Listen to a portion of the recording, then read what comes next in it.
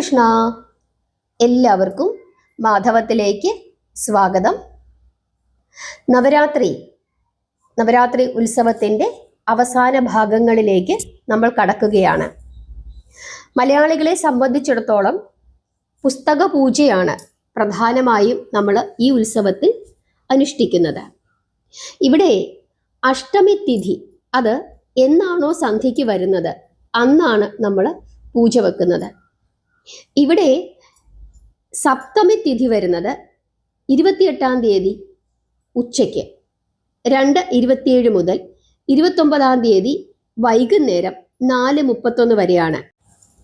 അങ്ങനെ വരുമ്പോൾ 29-ാം തീയതി വൈകുന്നേരം 4:31 മുതൽ അഷ്ടമിയാണ്. 30-ാം തീയതി 6:06 വരെ അഷ്ടമിയാണ്. അങ്ങനെ സന്ധ്യയ്ക്ക് അഷ്ടമി വരുന്ന 29-ാം തീയതിയാണ് നമ്മൾ പൂജ വെക്കുന്നത്. അതായത് തിങ്കളാഴ്ച വൈകുന്നേരം 4:31 ശേഷം എപ്പോൾ വേണമെങ്കിലും നിങ്ങൾക്ക് പൂജ വെക്കാം. ദശമി ദിവസമാണ് നമ്മൾ പൂജ എടുക്കുന്നത്.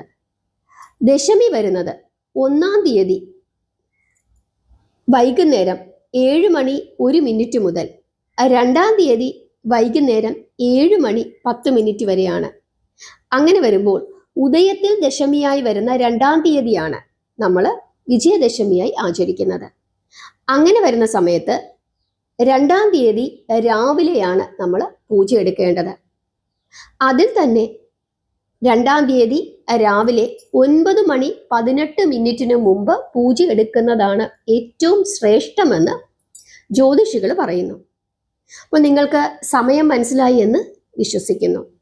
ഇനി പ്രധാനമായുമുള്ള ഒരു ചോദ്യമാണ്, പൂജ വെച്ചു കഴിഞ്ഞാൽ നാമപുസ്തകങ്ങൾ വായിക്കാൻ സാധിക്കുമോ? ലളിതാ സഹസ്രനാമം ജപിക്കാൻ സാധിക്കുമോ? പ്രത്യേകിച്ച് നവമി ദിവസം നമ്മൾ ആദിപരാശക്തിയെയാണ് നമ്മൾ പ്രാർത്ഥിക്കേണ്ടത്. അതായത് ദേവിയുടെ സിദ്ധിദാത്രി രൂപം.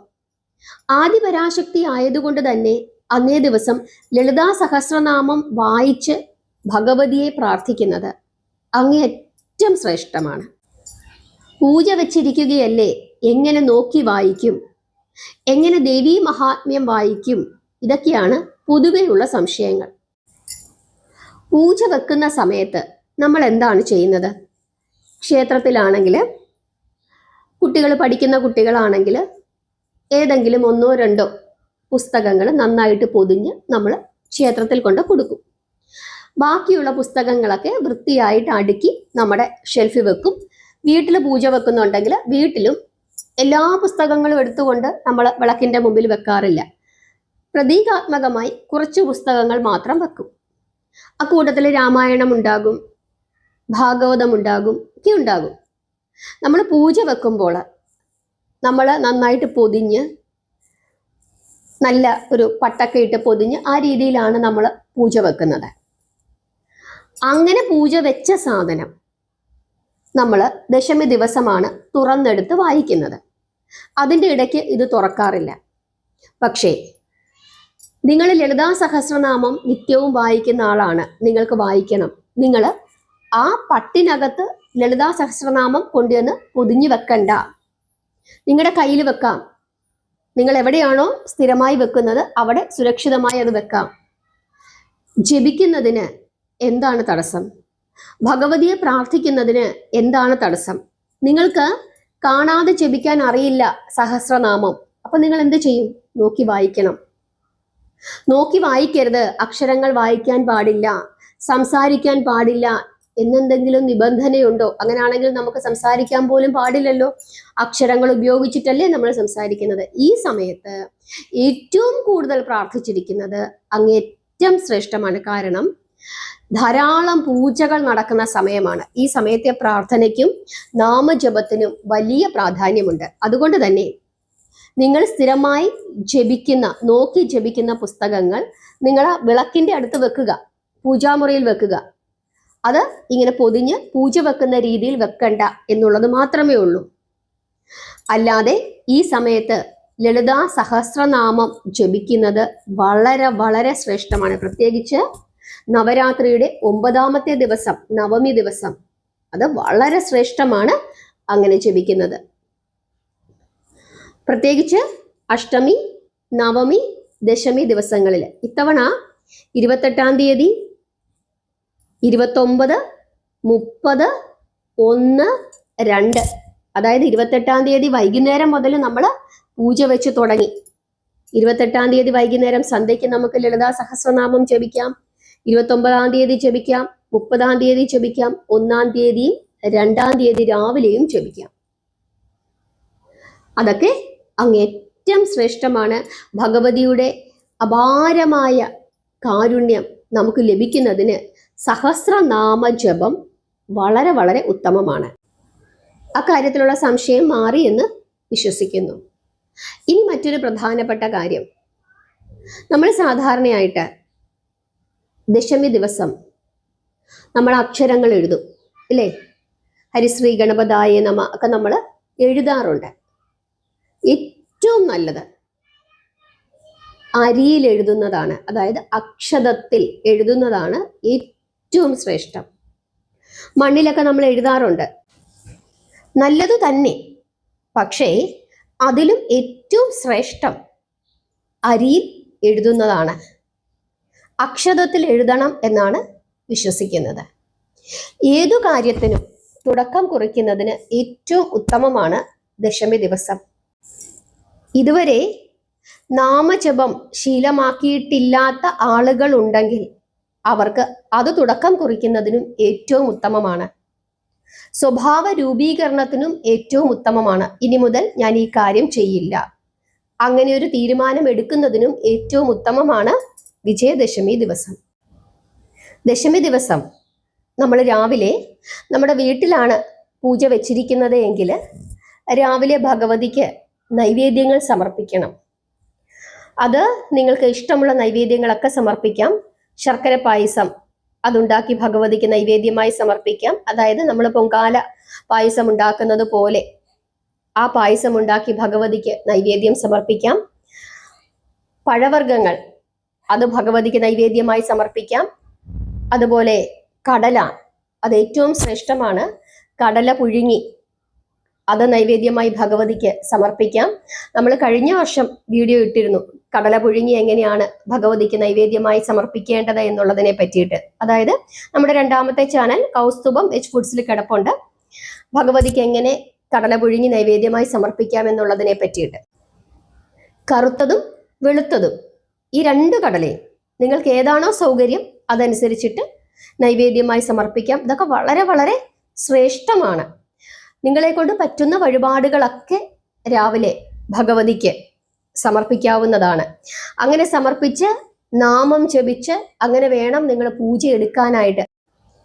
നിങ്ങൾ വീട്ടിൽ പൂജ വെച്ചിട്ടുണ്ടെങ്കിൽ അതെടുക്കുന്നതിന് ചില രീതികളുണ്ട്. അതായത് രാവിലെ നിങ്ങൾ കുളിച്ച് ശുദ്ധമായി നിങ്ങൾ ഭഗവതിക്കുള്ള നൈവേദ്യം നിങ്ങളുടെ വീട്ടിൽ തയ്യാറാക്കണം. അത് പായസം ചെയ്യാം, ഇതുപോലെ കടല പുഴുങ്ങിയത് ചെയ്യാം, രണ്ടും വേണമെങ്കിൽ ചെയ്യാം, അതല്ലെങ്കിൽ ഒരെണ്ണം മാത്രമായിട്ട് ചെയ്യാം. ഇനി അതൊന്നും ചെയ്യാൻ പറ്റുന്നില്ലെങ്കിൽ കുറച്ച് പഴവർഗ്ഗങ്ങൾ അത് മേടിച്ച് അത് നിങ്ങൾക്ക് ഭഗവതിക്ക് നൈവേദ്യമായിട്ട് സമർപ്പിക്കാം. ഇപ്പൊ ചെറുപഴം, ആപ്പിള്, ഇങ്ങനെയുള്ള മുന്തിരിങ്ങ, ഇതുപോലുള്ള പഴവർഗ്ഗങ്ങളൊക്കെ മേടിച്ചിട്ട് അത് നിങ്ങൾക്ക് ഭഗവതിക്ക് നൈവേദ്യമായിട്ട് സമർപ്പിക്കാം. അതിനുശേഷം നിങ്ങൾ നൈവേദ്യമൊക്കെ വെച്ച് വിളക്ക് തെളിയിച്ച് ഭഗവതിയെ പ്രാർത്ഥിക്കണം. ഭഗവതിക്ക് മാലയൊക്കെ ചാർത്തി അലങ്കരിച്ച്, അതൊക്കെ നമ്മുടെ ഒരു മനോധർമ്മമുണ്ടല്ലോ. അങ്ങനെ നിങ്ങൾ വിളക്ക് തെളിയിച്ച് ഭഗവതിയെ പ്രാർത്ഥിക്കണം. നാമം ജപിച്ച് പ്രാർത്ഥിച്ചതിന് ശേഷം പൂജ വെച്ചിരിക്കുന്ന പുസ്തകങ്ങൾ അത് ഭഗവതിയുടെ പ്രസാദമാണ് എന്ന് കരുതി സ്വീകരിക്കണം. അങ്ങനെ സ്വീകരിച്ചിട്ട് നിങ്ങൾ ആ പുസ്തകം അവിടെ ഇരുന്ന് വായിക്കണം. അതുപോലെ ഒരു തട്ടത്തിൽ കുറച്ച് അരിയിട്ട് അവിടെ വെച്ചേക്കണം. അതിനുശേഷം അവിടെ ഇരുന്ന് നമ്മൾ എഴുതണം, അക്ഷരങ്ങൾ എഴുതണം. ദേവിയെ നമസ്കരിക്കണം. വെറ്റിലയും പാക്കും 1 രൂപയും കിട്ടുന്നുണ്ടെങ്കിൽ നിങ്ങൾ ഭഗവതിക്ക് ദക്ഷിണ സമർപ്പിക്കണം. പുതിയ ഗുരുവായി ഭഗവതിയെ നമ്മൾ സ്വീകരിക്കുകയാണ്, നമ്മുടെ ഗുരുവായി സ്വീകരിക്കുകയാണ്. ഭഗവതിയിൽ നിന്നും നമ്മൾ പ്രസാദം സ്വീകരിക്കുകയാണ്. അങ്ങനെ നിങ്ങൾക്ക് ദക്ഷിണ കൊടുക്കാൻ സാധിക്കുന്നെങ്കിൽ ഭഗവതിക്ക് ദക്ഷിണ വെക്കുക. ഇനി അതില്ലെങ്കിൽ നിങ്ങൾ നമസ്കരിക്കുക. ഇങ്ങനെ വേണം പൂജ എടുക്കാനായിട്ട്. അല്ലാതെ ഓടി വന്ന് അവിടെ ഇരുന്ന പുസ്തകം എടുത്തു വെച്ച് വായിച്ചൊന്ന് വിളക്ക് കത്തിച്ച് അതങ്ങനെ വഴിപാട് ചെയ്യുന്നത് പോലെ ചെയ്യരുത്. കൃത്യമായി അതിൻ്റെതായ രീതിയിൽ തന്നെ പൂജ എടുക്കണം. അതിനുശേഷം നമ്മൾ വെച്ച പ്രസാദങ്ങൾ അത് എല്ലാവർക്കും ഭക്ഷിക്കാവുന്നതാണ്. ഇങ്ങനെയാണ് ശരിയായ രീതിയിൽ പൂജ എടുക്കേണ്ടത്. നാമജപം അതിന് വളരെ പ്രാധാന്യമുണ്ട്. അത് എവിടെ ഇരുന്നിട്ടായാലും, ഒന്നുകിൽ ക്ഷേത്രത്തിൽ ഇരുന്നിട്ടായാലും അതല്ലെങ്കിൽ വീട്ടിലിരുന്നിട്ടായാലും നാമജപം അത് നിർബന്ധമായും എല്ലാവരും ചെയ്യണം. അതിനുശേഷം നിങ്ങൾക്ക് പുതിയൊരു തുടക്കമാണ്. എന്തൊക്കെ കാര്യങ്ങൾ നിങ്ങൾക്ക് പുതുതായി നല്ല കാര്യങ്ങൾ ചെയ്യാൻ സാധിക്കുമോ അതൊക്കെ ചെയ്യാം. നാമം ജപിക്കാൻ തുടങ്ങാം, ദേവിയുടെ കഥകൾ കേൾക്കാൻ തുടങ്ങാം. നമ്മൾ നല്ല കാര്യങ്ങൾ മാത്രമേ ഇനി സംസാരിക്കൂ, മറ്റുള്ളവരുടെ കുറ്റം ഒന്നും പറയില്ല, അങ്ങനെ ഒരു തീരുമാനം എടുക്കാം. നമ്മൾ ഇനി ആരോടും വഴക്കുണ്ടാക്കാൻ പോകില്ല, അവരോടുള്ള പിണക്കം ഞാൻ മാറ്റി. ഇങ്ങനെ പുതിയ പുതിയ തീരുമാനങ്ങൾ നമ്മുടെ ജീവിതത്തിൽ എടുക്കാൻ പറ്റുന്ന ഒരു നല്ല ദിവസമാണ് വിജയദശമി ദിവസം. അങ്ങനെ നല്ല തീരുമാനങ്ങൾ എടുക്കുകയും ചില ചീത്ത സ്വഭാവങ്ങൾ ഉപേക്ഷിക്കുകയും ചെയ്യാൻ പറ്റുന്ന ദിവസം. അങ്ങനെ ഈ വിജയദശമി ദിനത്തോടനുബന്ധിച്ച് നിങ്ങളുടെ ജീവിതത്തിൽ വലിയ മാറ്റങ്ങൾ ഉണ്ടാകട്ടെ എന്ന് പ്രാർത്ഥിക്കുന്നു. അതുപോലെ ഇനിയുള്ള നിങ്ങളുടെ എല്ലാ വാക്കുകളും ചിന്തകളും പ്രവർത്തികളുമെല്ലാം സമൂഹത്തിന് ഗുണകരമായി തീരട്ടെ എന്ന് നമുക്ക് പ്രാർത്ഥിക്കാം. അങ്ങനെ പ്രാർത്ഥിച്ചിട്ട് മുമ്പോട്ട് പോകണം. അങ്ങനെ ചെയ്താൽ മാത്രമേ നമ്മുടെ വീട്ടിലും സമാധാനം ഉണ്ടാവുകയുള്ളൂ. അങ്ങനെ വീട്ടിൽ സമാധാനം ഉണ്ടായാൽ നാടിന് സമാധാനമുണ്ടാകും. ശരിയായ ദൈവവിശ്വാസികളായി മുമ്പോട്ട് പോവുക. എന്നും ഭഗവതി നമ്മുടെ കൂടെ ഉണ്ടാകും എന്ന് കരുതുക. അങ്ങനെ നമ്മുടെ എല്ലാവരുടെയും ജീവിതത്തിൽ നല്ല നല്ല കാര്യങ്ങൾ ഭഗവതിയുടെ അനുഗ്രഹത്താൽ ലഭിക്കട്ടെ എന്ന് നമുക്ക് എല്ലാവർക്കും പ്രാർത്ഥിക്കാം. നമ്മൾ പ്രധാനമായും ശ്രദ്ധിക്കാനുള്ളത് ദിവസങ്ങളാണ്, എന്നാണ് പൂജ വെക്കേണ്ടത് എന്നുള്ളതാണ്. അതായത് 29-ാം തീയതി വൈകുന്നേരമാണ് നമ്മൾ പൂജ വെക്കുന്നത്. 2-ാം തീയതി രാവിലെയാണ് നമ്മൾ പൂജ എടുക്കുന്നത്. അതിൻ്റെ സമയങ്ങളൊന്ന് ശ്രദ്ധിച്ചു കൊള്ളുക. പൂജ എടുക്കേണ്ടുന്ന രീതികളെ പറ്റി അതാണ് അടുത്തതായി അറിയാനുള്ളത്. ഇനിയുള്ള ദിവസങ്ങൾ നമ്മൾ കഴിവതും നോൺ വെജ് ഒഴിവാക്കി സസ്യാഹാരം അത് ശീലിക്കുക. പിന്നെ പ്രധാനമായുമുള്ള കാര്യം പ്രാർത്ഥന.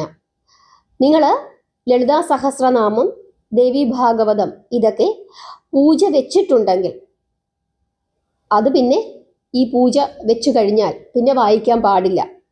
പൂജ എടുത്തു കഴിഞ്ഞാലേ വായിക്കാവൂ. അതല്ല നിങ്ങൾ പൂജ വെച്ചിട്ടില്ലെങ്കിൽ നിങ്ങൾക്ക് സഹസ്രനാമം, ദേവി മഹാത്മ്യം തുടങ്ങിയ എല്ലാം തന്നെ വായിക്കാവുന്നതാണ്. അക്കാര്യം ഒന്ന് പ്രത്യേകമായി ശ്രദ്ധിക്കുക. നിങ്ങളുടെ എല്ലാ സംശയങ്ങളും മാറി എന്ന് വിശ്വസിക്കുന്നു. ഭഗവതിയെ പ്രാർത്ഥിക്കുക. നാമജപത്തിന് കൂടുതൽ പ്രാധാന്യം കൊടുക്കുക. ഹരേ കൃഷ്ണ.